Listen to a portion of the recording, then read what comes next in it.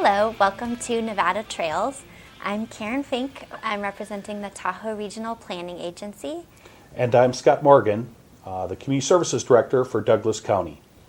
And we're going to tell you today about a bicycle trail on the Nevada side of Lake Tahoe called the Nevada Stateline to Stateline Bike Trail. And then if we have time, we'll also tell you about some other bike trails in Lake Tahoe and some other recreational... And potentially the Carson Valley. Yeah. So we have some pictures circulating in the back of bike trails in Lake Tahoe. And what we're going to talk about today is mostly trails, paved bicycle trails. There's also a lot of great mountain biking trails in the Lake Tahoe area and the Carson Valley, but we're going to talk about paved bike trails today. So there's 3 different types of bicycle facilities that you'll hear us talk about, and we just have some slides to demonstrate these different kinds of bike trails before we get started talking. The first is called a shared use path, and as you can see from the slide, there's trees on both sides, so this is a separated path. A cyclist is just separated from cars here, and you would feel safe with your 3-year-old tottering back and forth on this kind of path. The next slide shows an example of one of those. And Karen, when you talk about a shared use path, you're talking about not just bicyclists. Yeah, you're talking exactly. about a variety of users, recreational users, although it can be used as a commuter path as well. But you could have a rollerblader, you could have a jogger, you could have mom and dad with the stroller out there. But it's wide enough, and it's also a very comfortable path. It's probably the most preferred path system that somebody could build. It's probably the most desired across the United States if somebody was going to build a path. Yes, thank you. And here's an example of one near Stateline in South Lake Tahoe. And you can see it is very wide, and actually a maintenance vehicle can drive down it. And so the next slide shows a diagram of a bicycle lane. And this is a stripe on a roadway where to designate where bicycles go. So cars can easily see that bicycles ride in this area. And there's usually signs and also a painted emblem on the ground. And the next slide shows a picture of one of those. I think I'm blocking that. There you go. And these are usually paths specifically for bicycles. Yes. Pedestrians, although sometimes do use them, but usually it's used by what we call road warriors, commuters, or those that like to recreationally bike at higher speeds to travel a greater distance across the basin and across the United States where these types of paths are. They're fairly common as well. They're probably most common in the Carson Valley, and we have a lot of them up in the Tahoe Basin as well. Mm-hmm. And then the last kind of bicycle facility is called a bike route, and this is where these are usually on neighborhood streets, and they're designated just by a sign. So, and these are usually to close gaps in the system so that bicyclists know how to get from one part of the bicycle, like the shared use path might end, and then they ride through the neighborhoods. Go into a bike lane, and then it disappears. What's the easiest way to get them to the next bike lane or shared use path? Yeah, and this bike route designation shows them how to get there. And here's one picture of, this is actually a picture on Highway 89 at Lake Tahoe. This is more for the hardcore rider. This is an example. Most people are uncomfortable riding on that type of path. It's certainly not the recreational user, but those people that want to ride around Tahoe and do the whole loop around the lake see a lot of that. Yeah. So now we can get into talking about the Nevada Stateline to Stateline Bike Trail, and I'm going to let Scott start talking about some of the history, how we got to work on this is a really exciting project, a project that I guess a lot of us have dreamed about for a long time and never really thought we'd really take the first big bite out of the elephant in planning this path until state ballot question number 1 in Nevada was passed by the voters across the state. And it was kind of interesting how this all came about.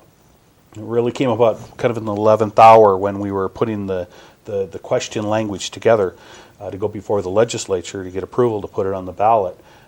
Karen Mullen, who was the current Park and Recreation Director for Washoe County, and we're talking with Amy Hellman, who was the Executive Director of a land conservancy in Nevada.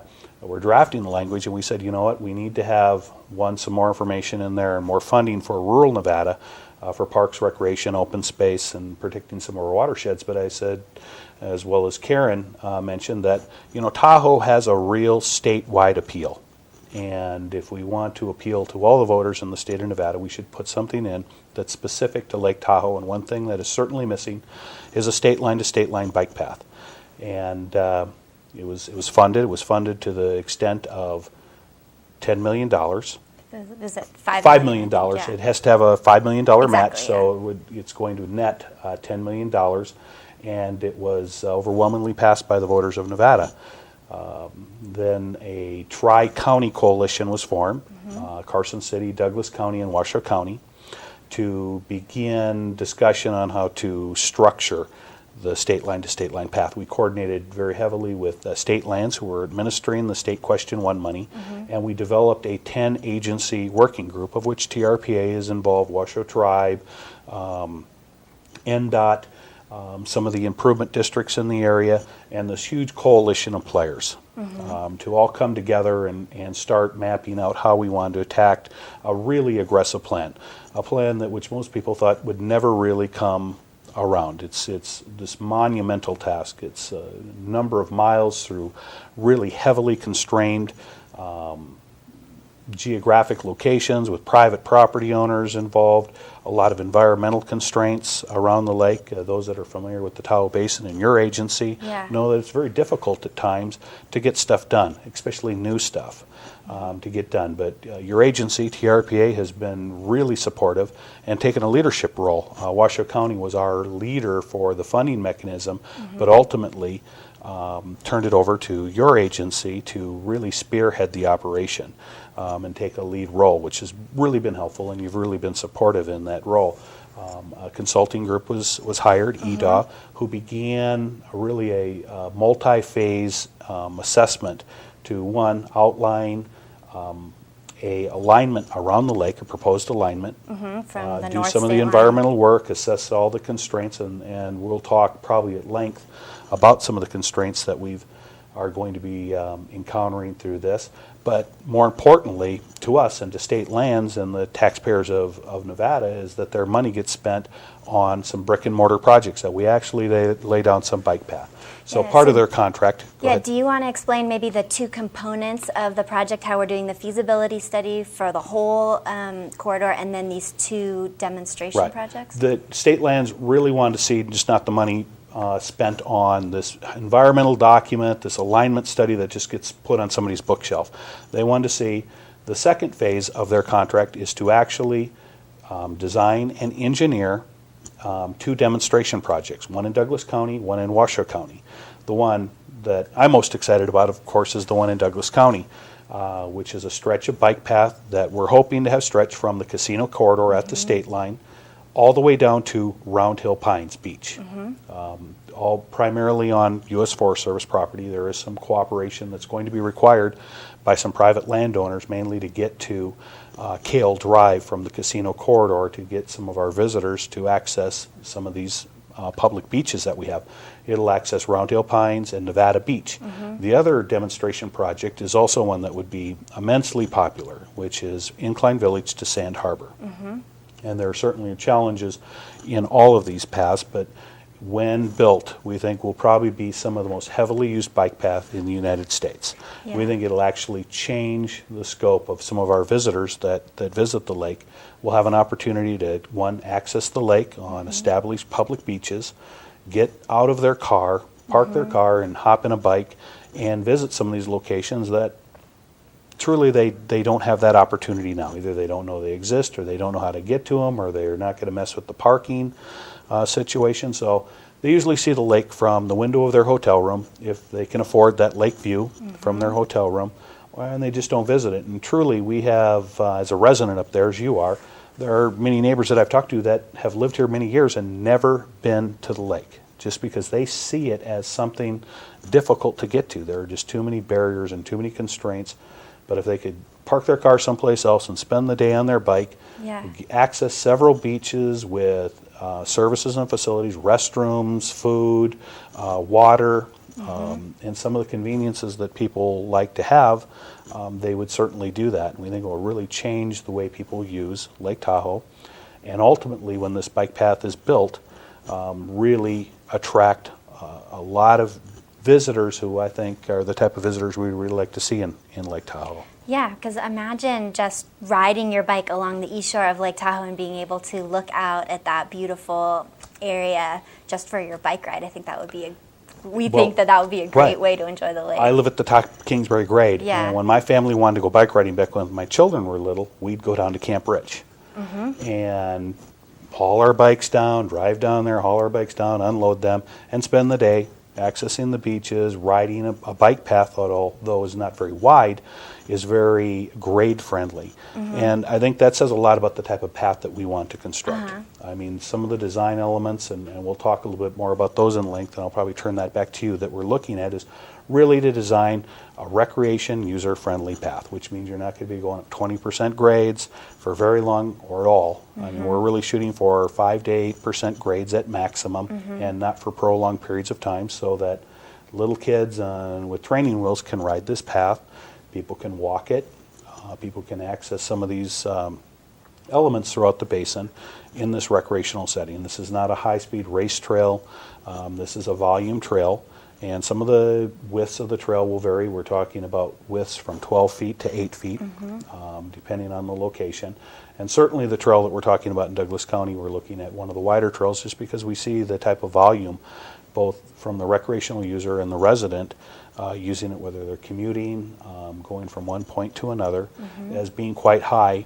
And we're hoping that those folks get out of their car and stay out of their car for the day and either frequent a bike rental shop or unload their bike and spend the day on wheels. Yeah.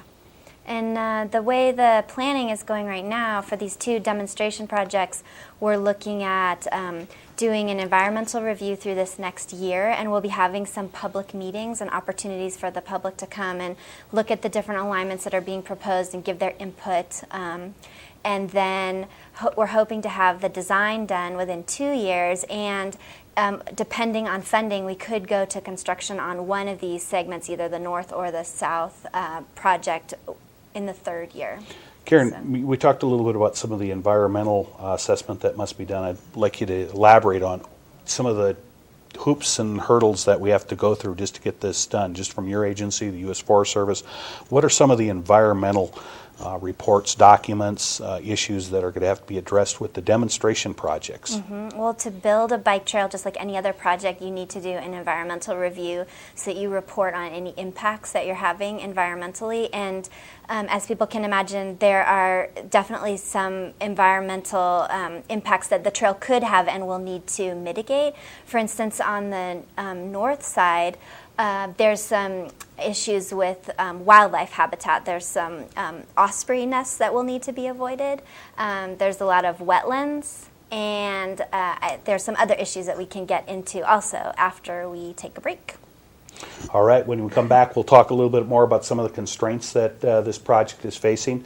I want to talk a little bit about the funding, and I want to elaborate further on some of the public process that we're to go through to make sure that the residents up there and those users of the facility are going to have adequate opportunity to, one, review the plan and talk about maybe some of their concerns, supports, or other issues surrounding this project. So when we get back, we'll talk about some of those issues. Hi, I'm Fish and Game Warden Patrick Foy. Boaters at Lake Tahoe should expect watercraft inspections at all launch sites around the lake. These inspections are designed to prevent the destructive spread of zebra and quagga mussels, as well as other aquatic invasive species. If brought into Lake Tahoe, invasive species will damage boats and the pristine waters and be impossible to remove. Remember to clean, drain, and dry your boat every time before entering a new body of water. Clean boats stop aquatic hitchhikers. Hi, my name is Michael Smith for Nevada Trails. Back a couple years ago, I was lucky enough to be named the Unsung Hero from the Northern Nevada American Red Cross. And to tell you the truth, it really helped my charities get a little bit bigger and made life a little bit easier. If you know somebody in your community that's a real hero, please nominate him through nevada.redcross.org. And I'm sure that your community would be glad you did. Thank you very much.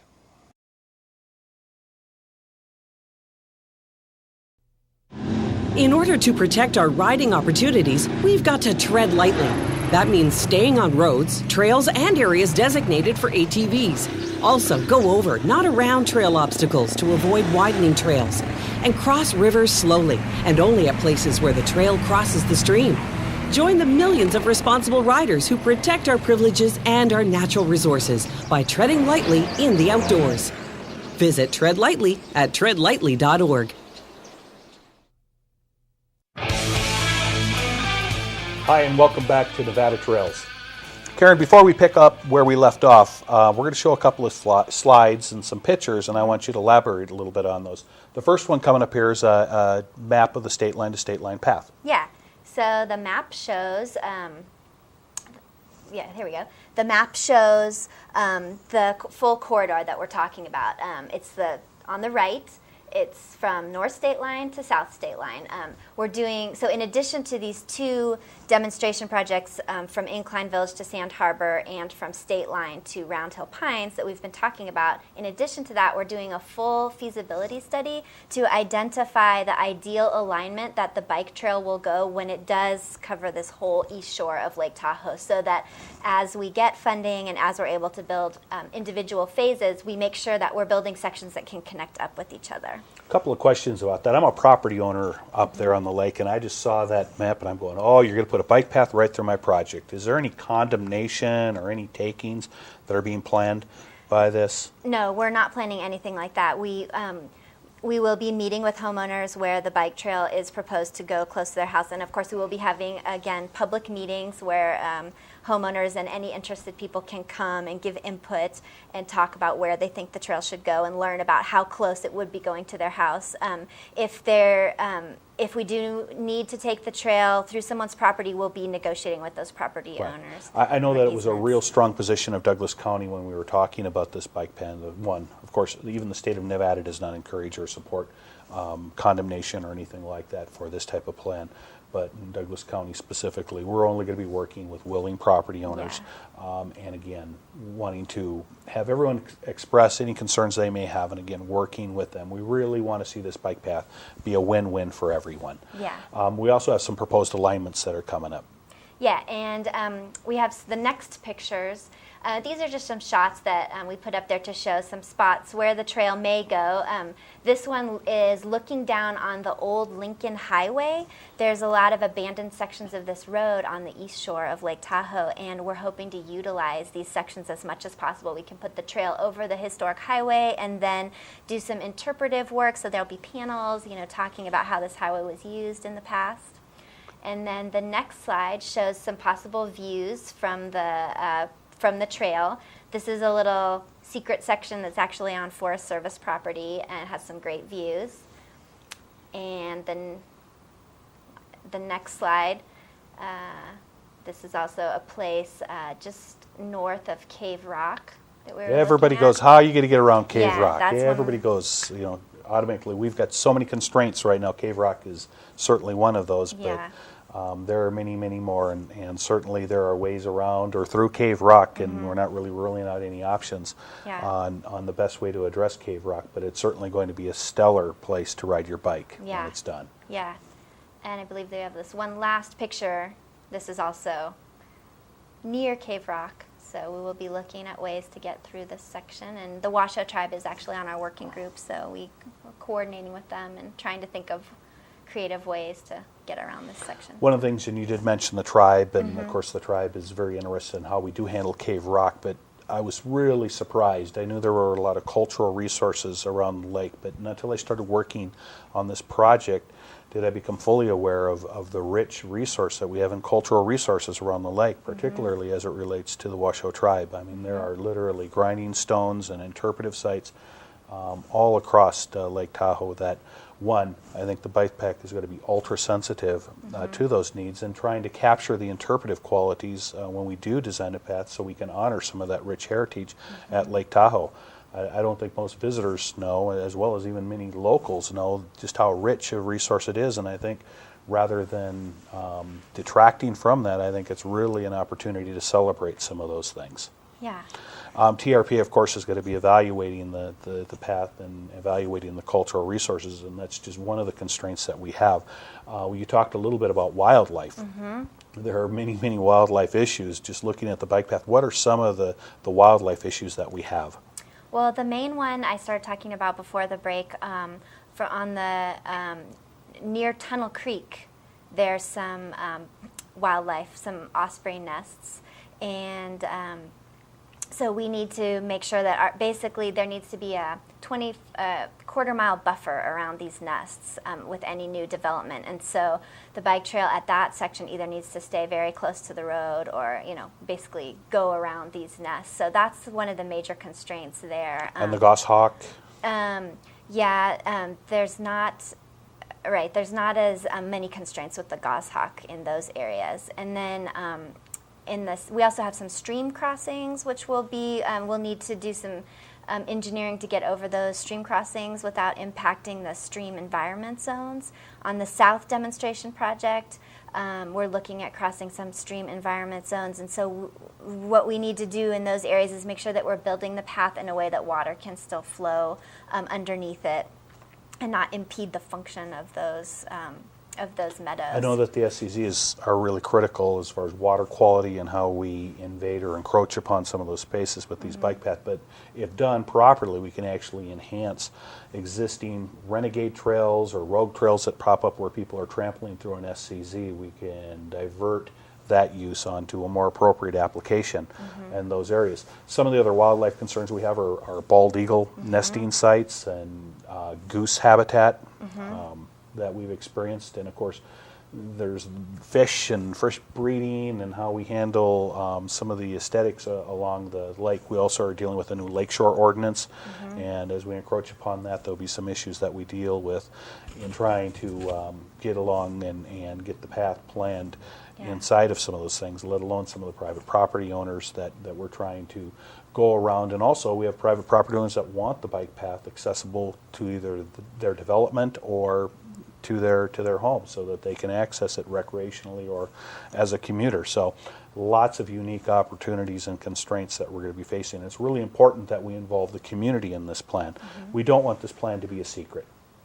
And at the end, we're going to show a website where all the information that has been developed so far, and we'll talk a little about that towards the end. But there will be a public hearing process, either through TRPA. I know that the County Board of Commissioners will be hearing this for their residents, and we'll have a couple other workshops as we unveil certain segments of this plan. So it's really important, if you are interested, that you stay engaged. Every property owner at the lake did receive an initial notification of a preliminary meeting that we have, and notified them of the website address where they can keep current and ask questions and receive information. That public process, I know, is critical to your governing agency, the TRPA, as well as Douglas County, and it's really important we stay engaged. Funding for this project, and when I'm out here and I'm going, this has got to cost hundreds and hundreds of millions of dollars, and I've been asked by my board, how much is this going to cost? And really, truly, we don't know the whole project when it's done, and I told my board, just pick a really big number in your mind and then double it, because just to get through some of the environmental constraints that we have, it's going to be a very costly project. It's not going to get done overnight. This is a very long, grand plan. But some of the funding mechanisms we have now, can you tell us a little bit about what those are? Well, you mentioned the biggest one that we're working with, the Nevada State Question 1 bond funds. That's really kicking off the project. There's $5 million of that money, and we're able to use a small portion of that for planning, and the rest of that money is set aside for actual construction of the paths. We also have a SNPLMA grant.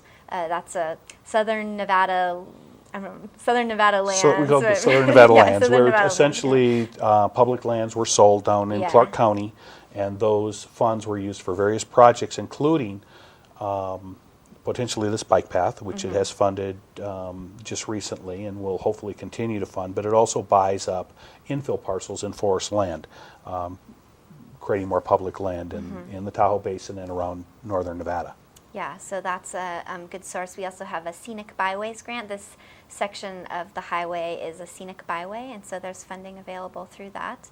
And we're going to be looking at other sources. We're looking at possible collaborations with other entities that use that corridor. If there's any way that we can work with utilities who might want to use the corridor to run conduit, any collaborations that we can can come up with, we'll do. Kind of brings me to another question, a little bit off track, and we get this question a lot in Douglas County. Gee, NDOT, the state of Nevada is up there, they're doing a big highway project, they're putting in bin walls. Where's the bike lane? Where's the bike path? How do you answer that question? Well, that's a good question, actually, and TRPA struggles with that a lot because we get that question a lot too. And basically, now that we have our bicycle plan in place, we do work very closely with NDOT so that whenever they go in and put in a project, they will need to be including the bicycle lanes, because bicycle lanes are part of the region's bicycle and pedestrian master plan. They're in the plan, and they're supposed to be built. So we do look for opportunities when a highway, a water quality improvement project is going in on the highway. We work with NDOT to have them build that bike lane, unless it is so cost prohibitive that it would overwhelm the cost of the basic project that they're trying to do. But if it's not, and if there's space that they're not going to have to run into other environmental constraints, they are going to be building those bike lanes, and we're actually working with them on a couple of projects right now where they're planning to include I'm bike sensing a lanes. real willingness from NDOT. Yeah. In the past, it's not that they didn't want to build those, but they just simply weren't in the plan, Yeah. and they can't frivolously send Yeah. the federal funds that they have until such a document is produced that says it should be built when they make these road enhancements. And NDOT's been a real strong player and advocate of our bike path as well as bike lanes in Lake Tahoe. So I want to make sure that people understand that NDOT is not necessarily the problem. They are part of the solution in this case, and have been a real willing participant. Yeah, and they're on the working group also for the Yes, Nevada they are. Stateline. They've been very Stateline helpful. Bike. We're almost getting really close to running out of time here, and people are probably having lots of questions that we didn't cover. But kind of what in the next 3 months, what are some of our more aggressive steps? What do you see happening? And then kind of a long-term picture of what this project is going to take place. As we head into January and February, we are going to be having a public scoping meeting on the South Demonstration Project, where we will be putting out the alignments that we've figured out and finding out from the public, are there any other alignments for this bike path that we should be considering that we haven't thought of? And at that meeting also getting their any concerns that people have. How are they going to hear about that? If they've contacted us before through the initial mailing that we did, they'll be on our mailing list. We have a slide up in the background here that has the website for the for this project, and it's here we go. It's nvtahoebikeway.com. And if you can't remember this, you can get to this through the TRPA website also. And every document that we've produced and made public will be available on that website. Right. Also, the Tahoe Trib has been supportive, so if you get the Tahoe Tribune and you live in the basin, you'll be notified of that meeting through that. Yes. Right. And so you can sign up on the website for the mailing list as well, if I didn't mention that. Yeah. And in the long term, again, it's going to be many, many years. I'll probably be long retired and gray-haired by the time this thing gets complete. But there are a lot of motivated people that are involved and committed to this process and took on the process to really see it through on the long term. Yeah. Karen, I want to thank you for coming down. I was glad to sit here with you and have you fill a lot of time for me. You did a great job sharing information, and again, they can reach you through the TRPA website. Through the TRPA, we have the TRPA website up here also, and I also put on here the Lake Tahoe Bicycle Coalition. You can go to their webpage and access a map. They have a great map of all the bike trails in the Lake Tahoe Basin, so if you want to come and do some riding before this trail is built, you can check that out. And thank you very much. If you have any questions regarding anything going on in the Carson Valley or Douglas County's role, you can contact me at 775-782-9828. And we're going to wrap stuff up here. Thank you for joining us on Nevada Trails. Karen, thank you very much. Thank you.